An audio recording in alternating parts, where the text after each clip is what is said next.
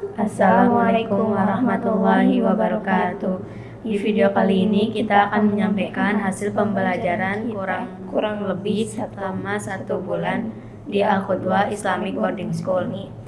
Yang pertama kita akan perkenalkan, nama saya Sumayya Nurul Jannah Dan saya Mudia Zaki Uraiha. Dan yang kedua kita akan menyampaikan visi dari diri kita masing-masing. Visi dari saya yaitu saya seorang hafizah 30 juz yang mungkin dengan bacaan tahsin yang benar. Yang kedua, saya seorang lulusan mahasiswa Universitas Indonesia dengan IPK yang tinggi. Yang ketiga, saya seorang suster dan saya juga seorang chef. Dan yang terakhir, saya seorang yang berangkat haji bersama keluarga. Visi saya adalah menjadi seorang hafizah, target minimal 30 juz selama 2 tahun. Dan kedua, saya guru lulusan Universitas Mesir Al-Azhar Kairo. Dan yang ketiga, saya terampil dalam bahasa, terutama bahasa Arab dan bahasa Inggris. Yang ketiga, kita akan menyampaikan materi pembelajaran kita. Yang pertama itu ada tentang materi tentang pendidikan. Apa itu pendidikan? Pendidikan adalah proses pertambahan, pertumbuhan, dan perkembangan. Pendidikan dalam bahasa Arab adalah tarbiyah, proses pertambahan, pertumbuhan, dan perkembangan ibarat bayi. Bayi bertumbuh sebagai balita, bertambah sebagai anak-anak, dan berkembang sebagai remaja, dan seterusnya. Pertumbuhan dan pertambahan pasti ditandai dengan perubahan. Perubahan dalam bahasa Arab adalah at-taghyir. Jika kita merasa ada perubahan pada diri kita, maka kita harus mempunyai pola pikir dan cita-cita kita untuk mencapai tujuan. Yang kedua adalah hijrah. Hijrah itu adalah harus meninggalkan hal-hal yang Allah larang. Bagaimana kita berubah untuk menjadi lebih baik? Ketika kita mempunyai kemungkaran, maka kita mengubahnya dengan lisan. Jika tidak bisa, dengan tangan. Dan jika tidak bisa juga, maka dengan doa atau membenci kemungkaran tersebut. Jadi hijrah itu harus meninggalkan keburukan sekecil apapun. Materi yang ketiga itu yaitu tentang kecerdasan. Jadi cerdas yang sesungguhnya itu bukan berarti kita harus bisa menguasai semua pelajaran. Cerdas yang sesungguhnya itu artinya itu harus kemampuan atau bisa. Semakin dalam kemampuan kita, maka semakin dalam juga kecerdasan kita.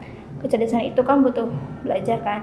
Jadi apa aja sih yang kita butuhkan untuk belajar? Yang pertama itu ada kemampuan berniat kita. Yang kedua, kemampuan bersungguh-sungguh.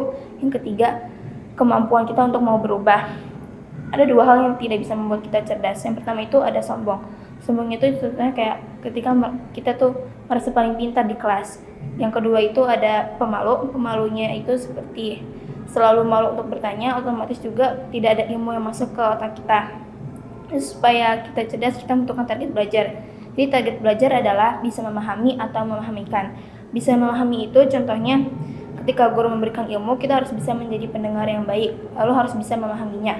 Memahamikan itu contohnya ketika guru memberi pertanyaan kepada murid mau tidak mau harus bisa memahamikannya kembali.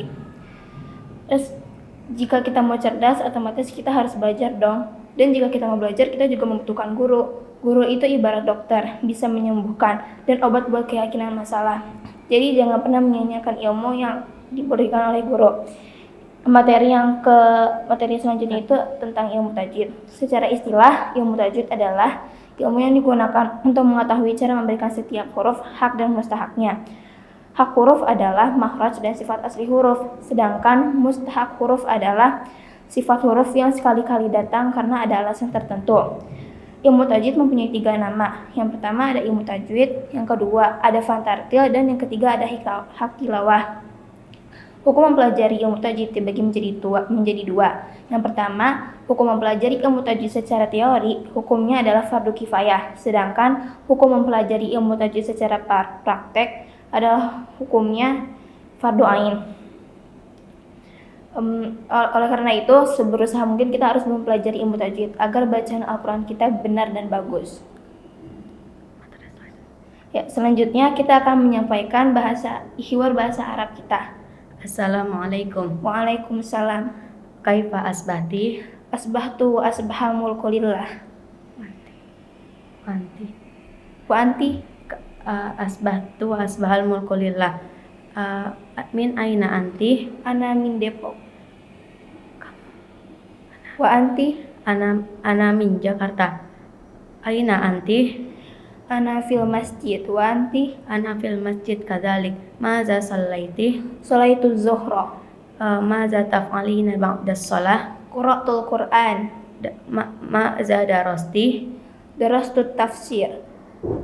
Darastu tafsir warasti? At-tafsiru Fatihah. Terus selanjutnya. Selanjutnya kita akan menyampaikan selanjutnya kita akan membacakan tafsir basmalah. Bismillahirrahmanirrahim. Artinya dengan menyebut nama Allah yang Maha Pengasih dan Maha Penyayang. Bismi dengan nama Allah, Ar-Rahman Maha Pengasih, Ar-Rahim Maha Penyayang.